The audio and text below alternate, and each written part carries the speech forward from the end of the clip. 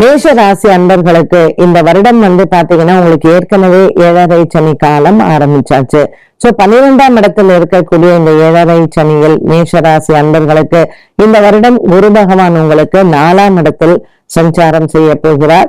4ஆம் இடத்தில் இருக்கக்கூடிய குரு பகவானுடன் சேர்ந்து கேத்து பகவானும் வருவதனால் இந்த மேஷ ராசி அன்பர்களுக்கு வண்டி வாகனம் வாங்கக்கூடிய யோகங்கள் இந்த வருடத்தில் அமையக்கூடும். ஏற்கனவே சனி பகவான் 12ஆம் இடத்தில் விரயத்தில் இருப்பதனால் சுப விரயங்களை செய்யக்கூடிய ஒரு காலமாக அமைகிறது. நிச்சயமாக மேஷராசி அன்பர்களுக்கு இந்த வருடத்தினுடைய பின்பகுதியில் வீடு வாங்கக்கூடிய யோகத்தை கொடுப்பார். குரு பகவானும் கேத்து பகவானும் 4ஆம் இடத்தில் இருப்பதனால் மன அமைதி மற்றும் சந்தோஷத்தை இந்த வருடத்தில் நீங்கள் பார்க்கலாம்.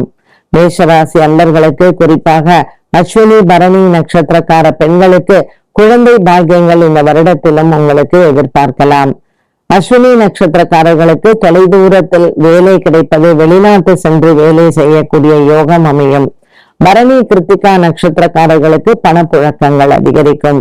இந்த வருடத்தில் மேஷராசி அன்பர்களுக்கு எண்ணிய காரியங்கள் நிறைவேற நீங்கள் அறுபடை முருகனை வணங்கலாம். அறுபடை ஆலயங்களுக்கும் சென்று முருகனை வழிபாடு செய்ய இந்த வருடத்தில் நீங்கள் எடுக்கிற காரியங்கள் நிறைவேறும். வருடத்தின் ஆரம்பத்தில் சந்திர பகவான் ராகுவுடன் சேர்ந்து லாபத்தில் சஞ்சாரம் செய்கிறார். ஆகவே மேஷராசி அன்பர்களுக்கு எண்ணிய காரியங்கள் அனைத்தும் இந்த வருடத்தில் லாபமாகவே முடிவடையும். மேஷராசி நேயர்கள் இந்த சித்திரை மாதம் 1ஆம் தேதி 11 தீபம் ஏற்றி பெருமாளை வணங்க இந்த லாபம் உங்களுக்கு வருடம் முழுவதும் தொடரும்.